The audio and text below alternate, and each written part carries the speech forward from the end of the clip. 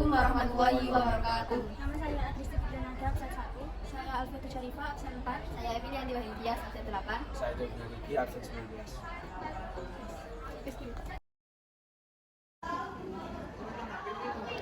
Yang pertama, rumah yang ada perokok aktif.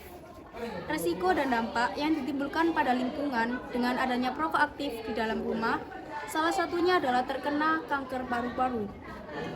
Terkena kanker paru-paru ini selain menyerang perokok aktif juga menyerang perokok pasif. Hal ini dikarenakan terkontaminasinya zat nikotin pada dalam rumah. Ternyata, resiko kanker paru-paru yang menyerang para perokok pasif lebih tinggi dibandingkan perokok aktif. Hal tersebut dikarenakan perokok aktif menghisap rokok secara langsung, yang mana pada rokok tersebut sudah terdapat filternya. Sementara itu, perokok pasif menghirup asap rokok secara tidak langsung, yang mana tidak ada filter atau pelindungnya. Selain terkena kanker paru-paru, juga bisa menyebabkan terkena serangan stroke. Hal ini dikarenakan efek samping rokok bisa menyebabkan melemahnya pembuluh darah. Ketika pelemahan tersebut terjadi dan kerja pembuluh darah terhambat, bisa menyebabkan serangan radang pada otak. Itu dia dampak dan resiko rumah yang ada perokok pasif dan aktifnya. Yang kedua yaitu mengenai pekerja di pabrik rokok.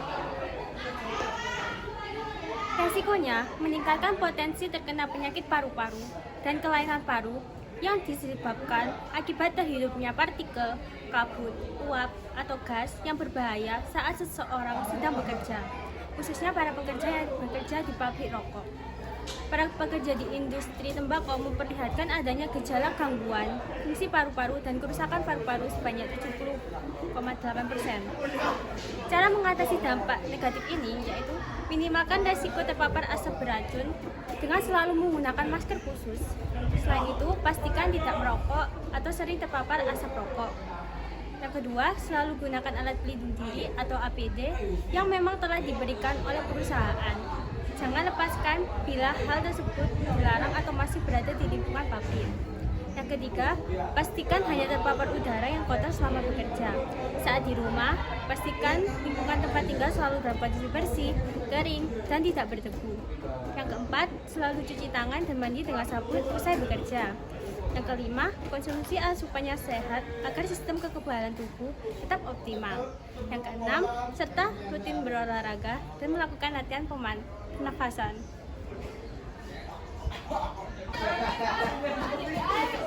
Yang ketiga, rumah di dekat jalan raya. Bila rumah kalian di dekat jalan raya, pasti ada dampak-dampak yang akan ditimbulkan. Berikut merupakan dampak dan solusi untuk mengatasinya. Dampak yang pertama, merasakan polusi udara setiap saat. Berada di pinggir jalan, rentan dengan polusi udara yang diakibatkan oleh kendaraan yang berlalu lalang.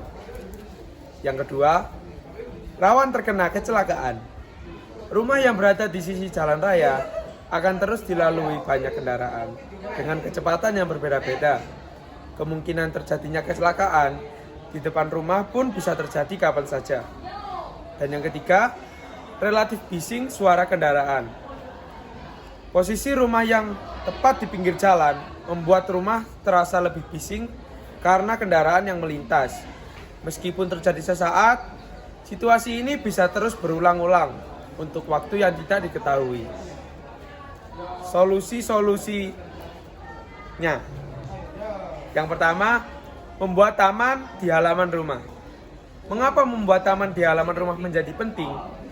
Karena setidaknya jika ada taman, kita itu bisa menyaring debu-debu sebelum hinggap ke rumah. Terlebih bila di sana kamu menanam tumbuhan besar dan tipe tanaman penyerap polutan. Yang kedua, menggunakan pagar yang tepat untuk menghalau debu. Yang ketiga, siram tanaman dan halaman rumah setiap hari secara rutin agar kebersihan alam. Yang keempat, menempatkan tanaman pembersih udara di dalam rumah seperti lidah buaya dan palem. Fungsinya untuk kesejukan ruangan agar terlihat lebih agar udara lebih bisa dirasakan dengan enak. Itu tadi penjelasan dari saya untuk rumah di dekat jalan raya. Yang keempat, rumah yang dekat dengan TPA. Rumah yang dekat dengan TPA ini banyak menimbulkan dampak buruk. Di antaranya mempengaruhi faktor udara yang tidak bagus, bisa menyebabkan infeksi paru-paru dan gangguan pernapasan. Sedangkan dari pencemaran lingkungan bisa menyebabkan diare dan beragam penyakit kulit. Ada juga dampak lain, yaitu menyebabkan bau yang sangat menyengat dan menimbulkan banyak lalat, terutama lalat hijau. Nah, adapun cara untuk mengatasi dampak-dampak yang tadi, yang pertama, memisahkan sampah sesuai jenisnya. Sampah yang dihasilkan oleh manusia ada berbagai macam jenis, jadi siapkanlah tempat sampah yang berbeda. Misal, satu wadah untuk sampah organik dan satu wadah untuk sampah anorganik. Dengan cara ini, teman-teman juga lebih mudah menyalurkan sampah ke tempat pengolahan. Yang kedua, ubah sampah organik menjadi pupuk kompos. Sampah organik adalah jenis sampah yang mudah terurai.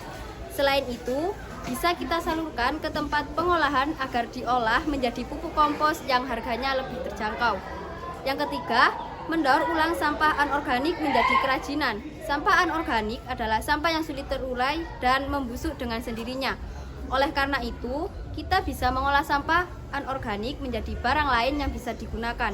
Jadi, kita harus bisa mengurangi penggunaan sampah plastik dan kita harus bisa memisahkan antara sampah organik dan sampah anorganik. Sekian dari kami. Terima kasih. Wassalamualaikum warahmatullahi wabarakatuh.